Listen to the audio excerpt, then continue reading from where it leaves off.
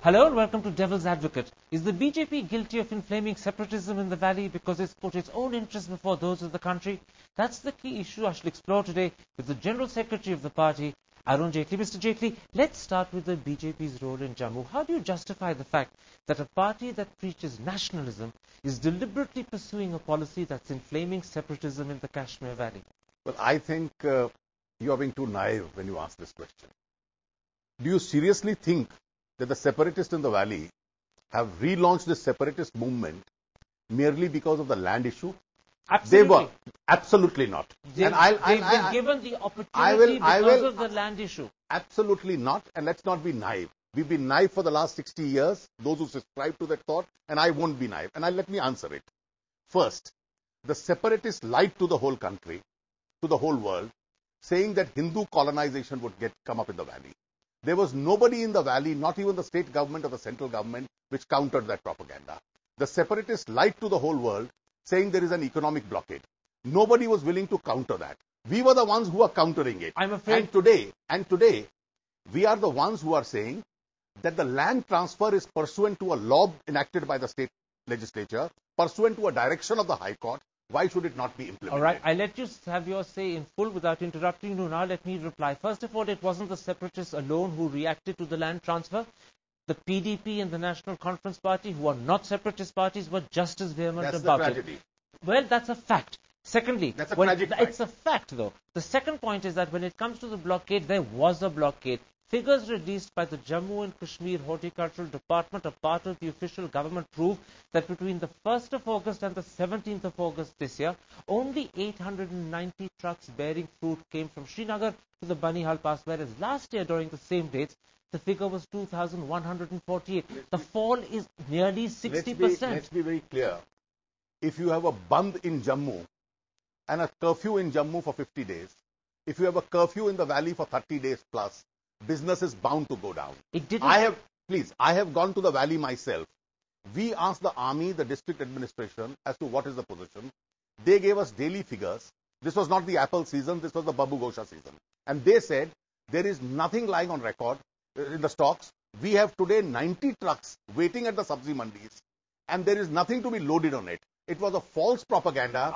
Any fall on traffic could be because of the Bandh and the curfews. The fall in traffic was not because of any economic blockade. The fall in the traffic was because your ministers of the Punjab government, Manoranjan Kalia and Mohan Lal, were actively creating a blockage at Madhapur. Both of them let me finish. Both of them camped at Pathankot. They implemented a blockade, and more importantly, they personally obstructed trucks from Jammu and Kashmir, and you can't deny that. This is absolutely incorrect. They haven't denied it. How can you? I am denying it for the reason. There were protests in Jammu, there were protests in Punjab, which led to the disruption of traffic. The BJP leadership, the Akali Dal leadership in Punjab, personally intervened and said, protest on any road, but not on the highway, because the highway may lead to a stoppage of traffic. Forgive me, Mr. Any Jaitley. stoppage of traffic on a traffic because of a protest is not a blockade. You're wrong. Your own MLA Dinesh Kumar Babu said this. He boasted about it. He said, I led the agitation. We will not allow J&K trucks to ply in Punjab. At Madhapur, he stopped them. One day there was a problem because of a demonstration. They were told to keep their demonstrations outside the national highway. The fact of the matter is that the drug controller in Jammu and Kashmir had to appeal for the airlifting of drugs. He did it officially. The Divisional Commissioner Kashmir wrote to the All India Pharmaceutical Manufacturers Association to arrange supplies from other cities. Again, half-truth. Complete truth. Half-truth, because the drug controller and the Divisional Commissioner, when they appeared before the All-Party Committee, said the distributors of these medicines were in Jammu.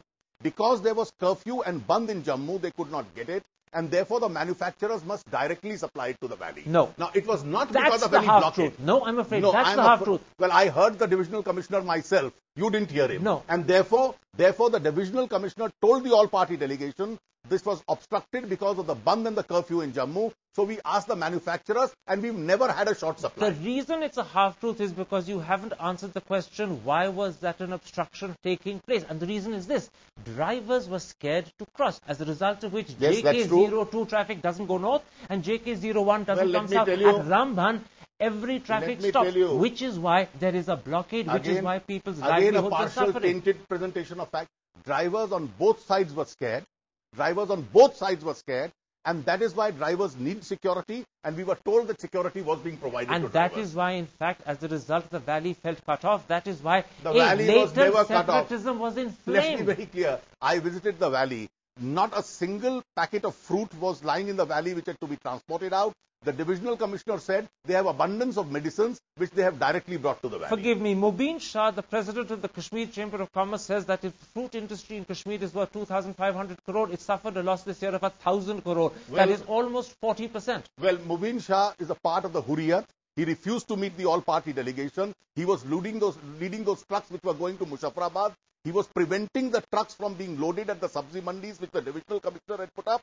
90 trucks had been put up, and he was preventing that to be done up. Let us not take his statement to be the gospel. All right, truth. let's look then at a core fact that you seem to have brought. Let's go away from the tutu meme of facts and let's come to the reality. You know that Kashmir is a different state to any other in India. It's disputed between India and Pakistan. It's an unresolved matter if you take the Lahore Declaration, which your government signed. In those circumstances, let me finish, in those circumstances, to persist with the blockade when it had led to calls for the opening up of the Muzaffarabad border was to pour oil on fire.